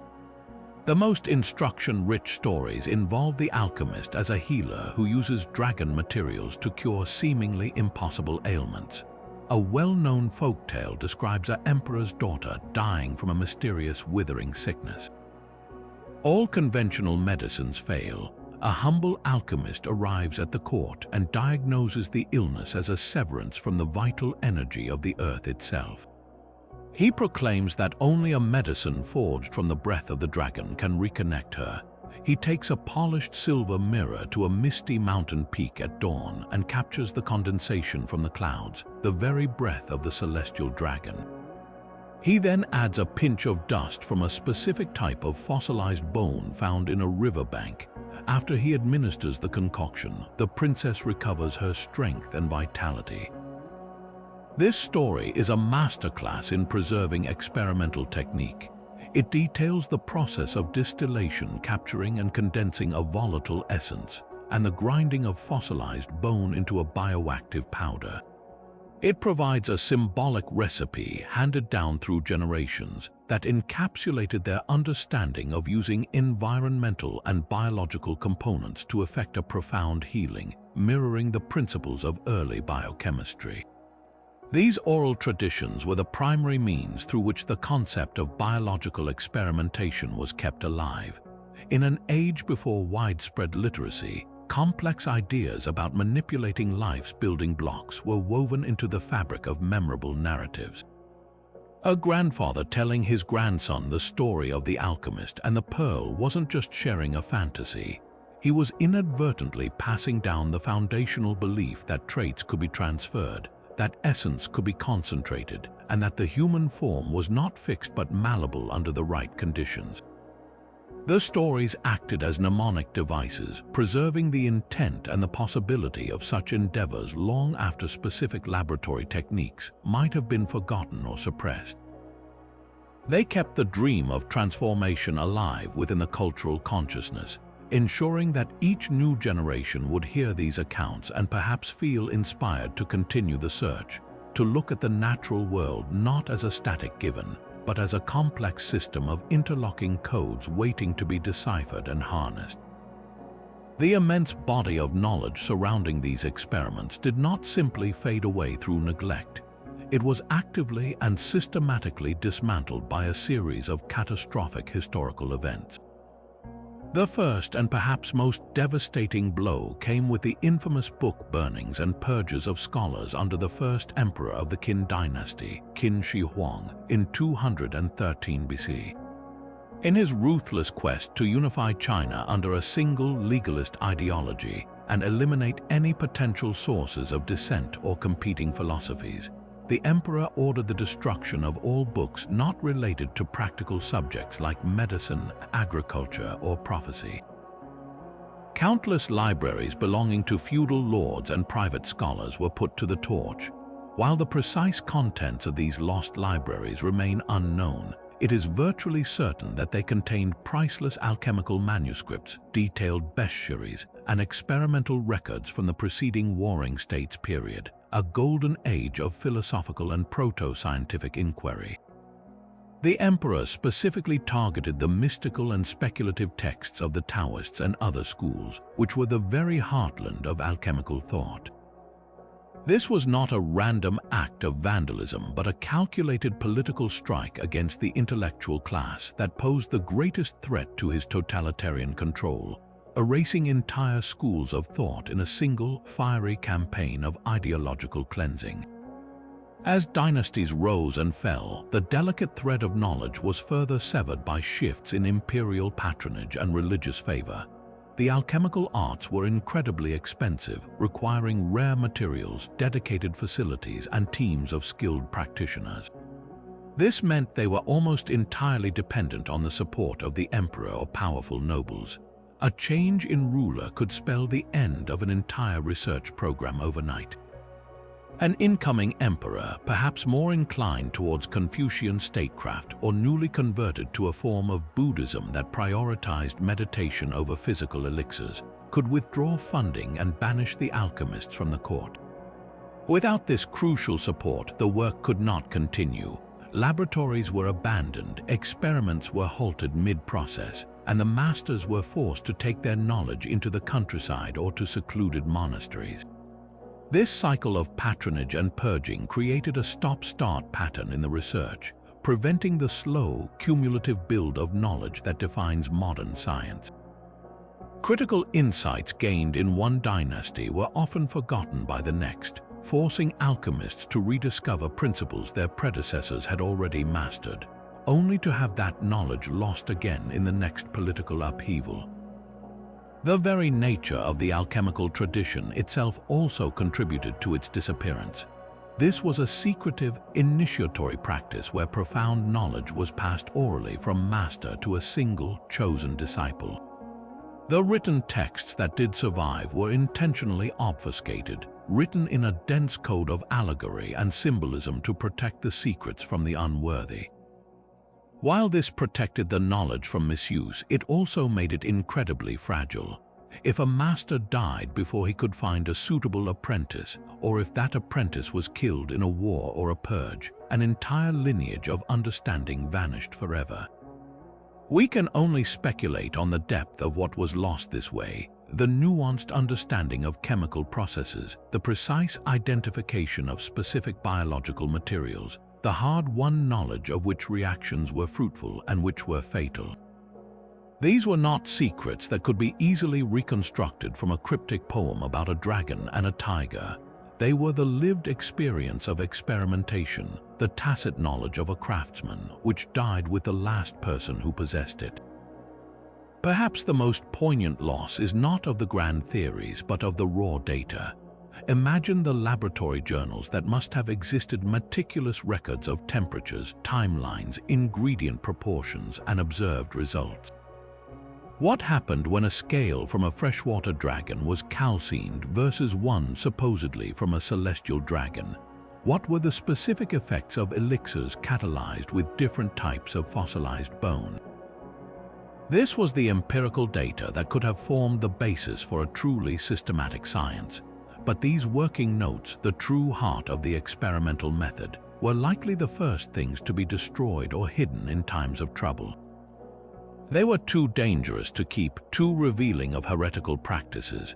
So while grand philosophical texts like the Baopuzi survived, the gritty, practical lab manuals that gave those philosophies tangible form are almost certainly gone forever, buried with the alchemists who compiled them in unmarked graves, their secrets returning to the earth from which they came.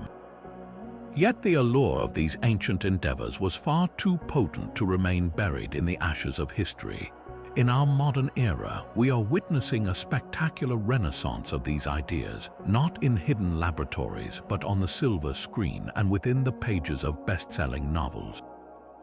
Contemporary media has become the new crucible where the dragon DNA experiments of Chinese alchemists are being reimagined and reborn for a global audience. Blockbuster films and epic fantasy series frequently draw upon this rich mythology, portraying wise sages or ambitious sorcerers who seek to harness the power of dragons, not through mere magic, but through a form of arcane science that feels eerily familiar. These stories often depict the extraction of essence, the creation of hybrid creatures, and the pursuit of enhanced abilities, directly echoing the goals of the ancient adepts. This isn't just entertainment, it's a cultural echo, a collective fascination with the same timeless questions about life, power, and transformation that obsessed the alchemists of old.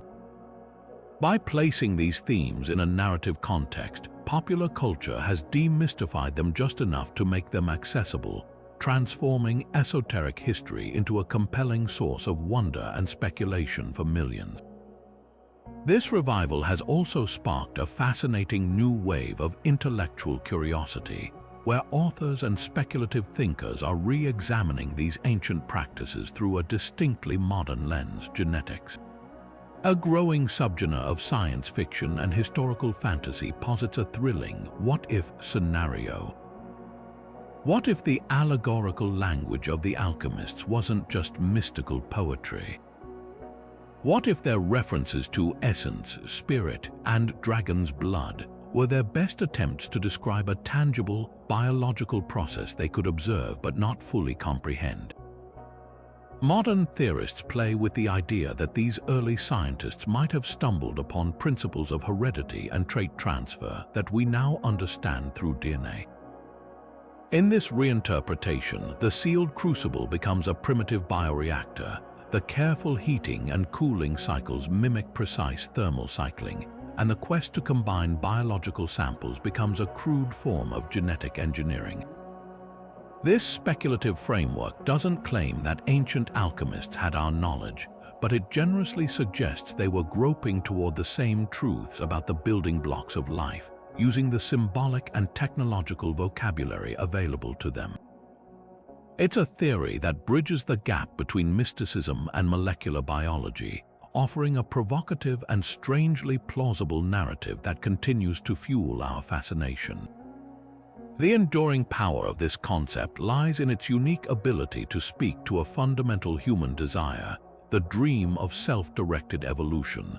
The ancient alchemist seeking dragon essence and the modern scientist researching genetic enhancement are, in a profound sense, engaged in the same grand project. Both are driven by the belief that our biological destiny is not fixed, that the human form holds untapped potential waiting to be unlocked. The alchemist looked at the dragon and saw a perfect model, a being immune to age, disease, and weakness. Today, we look to the natural world and see similar blueprints for perfection in the regenerative abilities of salamanders, the longevity of Greenland sharks, or the radiation resistance of tardigrades. The tools have changed from crucibles and elixirs to CRISPR and gene therapy, but the underlying ambition is hauntingly familiar. This parallel makes the ancient quest feel not outlandish but prescient. It transforms the alchemist from a superstitious mystic into a visionary pioneer whose intuitive grasp of a biological truth preceded its scientific explanation by centuries. Their story becomes a testament to the timelessness of our most ambitious dreams. This ongoing fascination ensures the legacy of the dragon DNA experiments is more vibrant than ever. It thrives in online forums where history enthusiasts and science fiction fans debate the possibilities, in video games where players can embark on virtual alchemical quests, and in serious academic circles where historians of science continue to decode the nuanced meanings within ancient texts. The myth has effectively merged with a new form of scientific wonder, creating a feedback loop where ancient ideas inspire modern fiction, which in turn influences how we view our own scientific future. We are, in a way, continuing the alchemists' work by proxy, using our advanced understanding to explore the very possibilities they first dared to envision. The dragon remains the ultimate symbol of that potential, a powerful, ancient, and mysterious codex of biological perfection. And as long as that symbol captivates us, the audacious spirit of those who sought to unravel its secrets will never truly die, forever inspiring us to look beyond the horizon of the known and imagine what we might yet become. Our journey into the lost dragon DNA experiments of Chinese alchemists brings us to the edge of a fascinating possibility, where myth and science don't oppose each other, but intertwine in a dance of human ambition and wonder. We've ventured from the quiet temples where sages sought the essence of celestial beings, to the sophisticated laboratories where they attempted to distill life itself in sealed crucibles. We've seen how fossilized bones became the centerpiece of early biochemical inquiry, and how elaborate rituals masked a profound desire to unlock the very code of existence. This wasn't mere superstition. It was a bold, systematic, and breathtakingly ambitious endeavor to grasp the principles of life using the best tools and concepts available at the time. These ancient seekers looked at the dragon, the ultimate symbol of power and perfection in their world, and asked a revolutionary question. If this being represents the peak of natural achievement, can we understand its design and perhaps even integrate that design into ourselves? What makes this story so compelling isn't just the wild ambition, but the profound blend of curiosity, observation, and spiritual philosophy that fueled it. The alchemists operated within a world where everything was connected: the movement of the stars, the flow of a river, the reaction in a cauldron, and the biology of a mythical creature were all expressions of the same universal forces. Their experiments were an attempt to navigate this interconnected reality, to find the levers and pulleys that could alter the very fabric of a living being. They may not have had the language of genetics, but their concepts of chi, essence, and transformation reveal a sophisticated intuition about the transfer of biological information and the potential for life to be reshaped. They were pioneers in the most fundamental sense, stepping into the unknown with a mix of reverence and audacity, driven by a timeless human desire to transcend our limitations. So where does this leave us? Were these alchemists simply misguided mystics, or were they onto something truly revolutionary, glimpsing a profound biological truth centuries before science provided the tools to see it clearly? Perhaps the answer lies not in proving the existence of dragons, but in recognizing the power of the questions they dared to ask. Their work stands as a powerful testament to the human spirit's relentless drive to explore, to understand, and to reach for the impossible.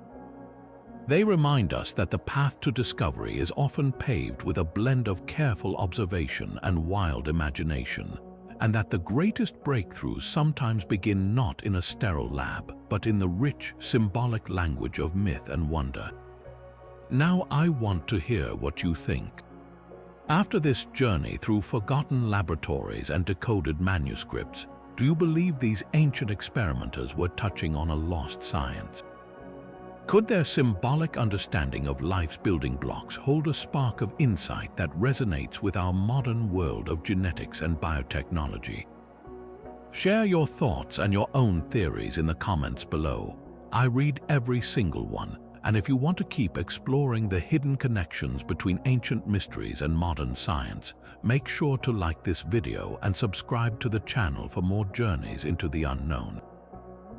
Thank you for watching.